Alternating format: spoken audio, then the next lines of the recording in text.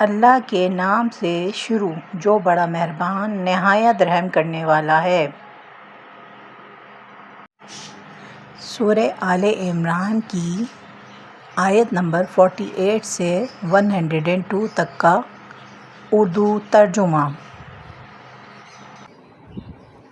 اللہ تعالیٰ اسے لکھنا اور حکمت اور توریت انجیل سکھائے گا، اور وہ بنی اسرائیل کی طرف رسول ہوگا کہ میں تمہارے پاس تمہارے رب کی نشانی لایا ہوں۔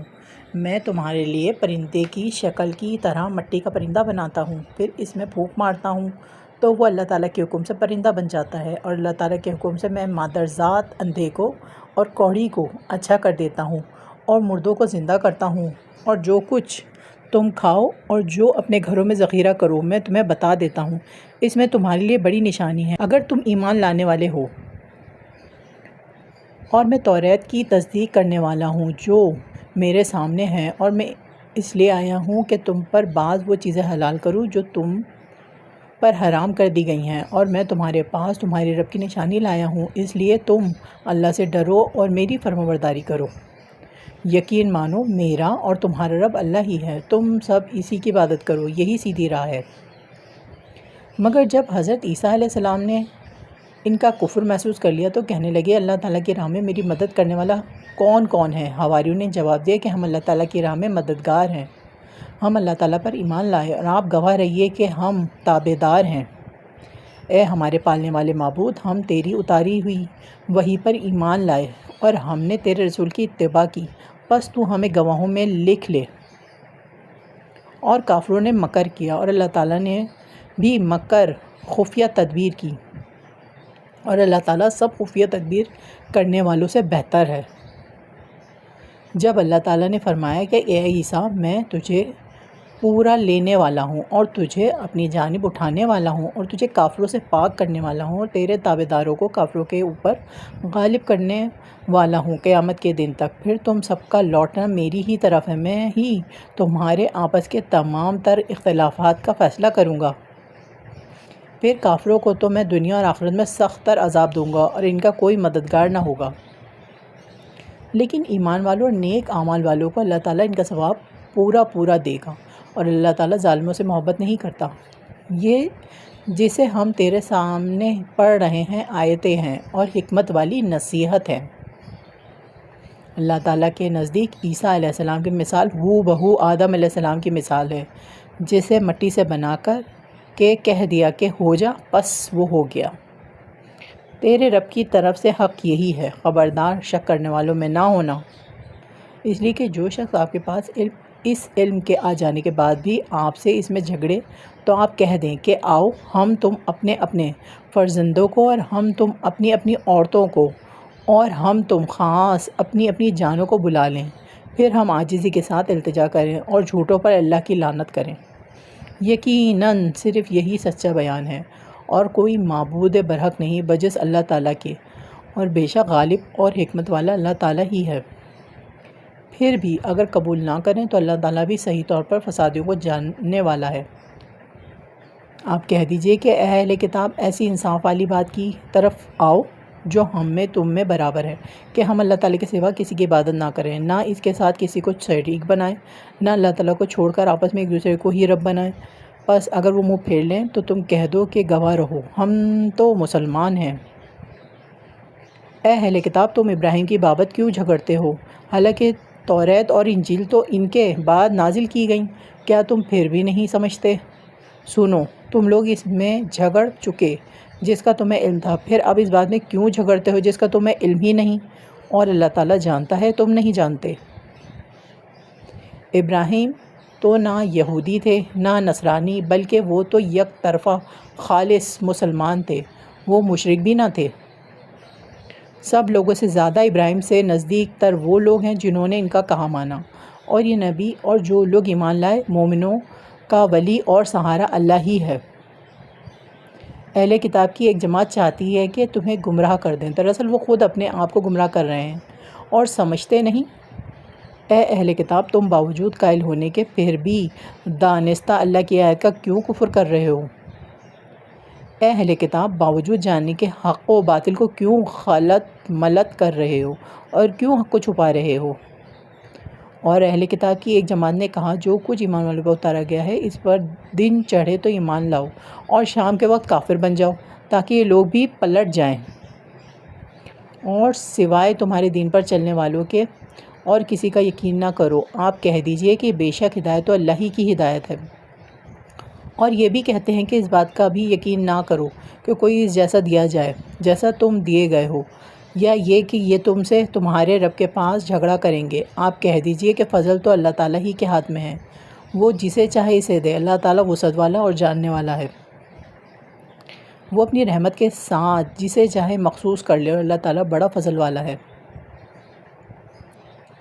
بعض اہل کتاب تو ایسے ہیں کہ اگر انہیں تو خزانے کا امین بنا دے، اگر تو خزانے کا امین بنا دے تو بھی وہ تجھے واپس کر دیں، اور ان میں سے بعض ایسے بھی ہیں کہ اگر تو انہیں 1 دینار بھی امانت دے تو تجھے ادا نہ کریں۔ ہاں، یہ اور بات ہے کہ تو اس کے سر پر ہی کھڑا رہے، یہ اس لیے کہ انہوں نے کہہ رکھا ہے کہ ہم پر ان جاہل و غیر یہودی کے حق کا کوئی گناہ نہیں۔ یہ لوگ باوجود جاننے کے اللہ تعالیٰ پر جھوٹ کہتے ہیں۔ کیوں نہیں مواخذہ ہوگا، البتہ جو شخص اپنا قرار پورا کرے اور پرہیزگاری کرے تو اللہ تعالیٰ بھی ایسے پرہیزگاروں سے محبت کرتا ہے۔ بے شک وہ لوگ جو اللہ تعالیٰ کے عہد اور اپنی قسموں کو تھوڑی قیمت پر بیچ ڈالتے ہیں، ان کے لیے آخرت میں کوئی حصہ نہیں۔ اللہ تعالیٰ نہ ان سے بات چیت کرے گا اور نہ ان کی طرف قیامت کے دن دیکھے گا، نہ انہیں پاک کرے گا، اور ان کے لیے دردناک عذاب ہے۔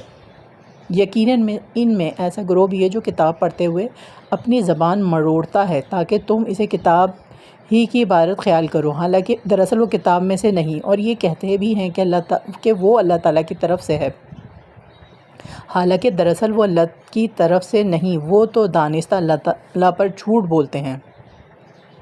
کسی ایسے انسان کو جسے اللہ تعالیٰ کتاب و حکمت اور نبوت دے، یہ لائق نہیں کہ پھر بھی وہ لوگوں سے کہے کہ تم اللہ تعالیٰ کو چھوڑ کر میرے بندے بن جاؤ، بلکہ وہ تو کہے گا کہ تم سب رب کے ہو جاؤ، تمہارے کتاب سکھانے کے باعث اور تمہارے کتاب پڑھنے کے سبب، اور یہ نہیں ہو سکتا کہ وہ تمہیں فرشتوں اور نبیوں کو رب بنا لینے کا حکم دے۔ کیا وہ تمہارے مسلمان ہونے کے بعد بھی تمہیں کفر کا حکم دے گا؟ جب اللہ تعالیٰ نے نبیوں سے عہد لیا کہ جو کچھ میں تمہیں کتاب و حکمت سے دوں، پھر تمہارے پاس وہ رسول آئے جو تمہارے پاس کی چیز کو سچ بتائے، تو تمہارے لیے اس پر ایمان لانا اور اس کی مدد کرنا ضروری ہے۔ فرمایا کہ تم اس کے اقراری ہو اور اس پر میرا ذمہ لے رہے ہو۔ سب نے کہا کہ ہمیں اقرار ہے۔ فرمایا تو اب گواہ رہو، اور خود میں بھی تمہارے ساتھ گواہوں میں ہوں۔ بس اس کے بعد بھی جو پلٹ جائیں وہ یقیناً پورے نافرمان ہیں۔ کیا وہ اللہ کے دین کے سوا اور دین کی تلاش میں ہیں؟ حالانکہ تمام آسمانوں والے اور سب زمین والے اللہ تعالیٰ ہی کے فرمانبردار ہیں، خوشی سے ہوں یا ناخوشی سے، سب اسی کی طرف لوٹائے جائیں گے۔ آپ کہہ دیجئے کہ ہم اللہ تعالیٰ پر جو کچھ ہم پر اتارا گیا ہے اور جو کچھ ابراہیم علیہ السلام اور اسماعیل علیہ السلام اور اسحاق علیہ السلام اور یعقوب علیہ السلام اور ان کی اولاد پر اتارا گیا ہے، اور جو کچھ موسیٰ و عیسیٰ علیہ السلام پر اور دوسرے انبیاء علیہ السلام اللہ تعالیٰ کی طرف سے دیے گئے ہیں، ان سب پر ایمان لائے۔ ہم ان میں سے کسی کے درمیان فرق نہیں کرتے، اور ہم اللہ تعالیٰ کے فرمانبردار ہیں۔ جو شخص اسلام کے سوا اور دین تلاش کرے، اس کا دین قبول نہ کیا جائے گا اور وہ آخرت میں نقصان پانے والوں میں ہوگا۔ اور اللہ تعالیٰ ان لوگوں کو کیسے ہدایت دے گا جو اپنے ایمان لانے اور رسول کی حقانیت کی گواہی دینے اور اپنے پاس روشن دلیل آ جانے کے بعد کافر ہو جائیں۔ اللہ تعالیٰ ایسے بے انصاف لوگوں کو راہ راست میں نہیں لاتا۔ ان کی تو یہی سزا ہے کہ ان پر اللہ تعالیٰ کی اور فرشتوں کی اور تمام لوگوں کی لعنت ہو، جس میں یہ ہمیشہ پڑے رہیں گے، نہ تو ان سے عذاب ہلکا کیا جائے گا، نہ انہیں مہلت دی جائے گی۔ مگر جو لوگ اس کے بعد توبہ اور اصلاح کر لیں تو بے شک اللہ تعالیٰ بخشنے والا مہربان ہے۔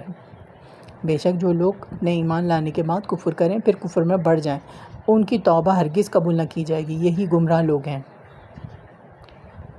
ہاں، جو لوگ کفر کریں اور مرتے دم تک کافر ہیں ان میں سے کوئی اگر زمین بھر سونا دے گو فدیے میں ہی ہو تو بھی ہرگز قبول نہ کیا جائے گا۔ یہی لوگ ہیں جن کے لیے تکلیف دینے والا عذاب ہے اور جن کا کوئی مددگار نہیں۔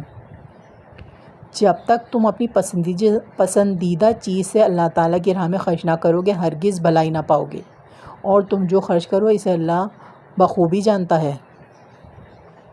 توریت کے نزول سے پہلے حضرت یعقوب علیہ السلام نے جس چیز کو اپنے اوپر حرام کر لیا تھا اس کے سوا تمام کھانے بنی اسرائیل پر حلال تھے۔ آپ کہہ دیجئے کہ اگر تم سچے ہو تو توریت لے آؤ، پڑھ کر سناؤ۔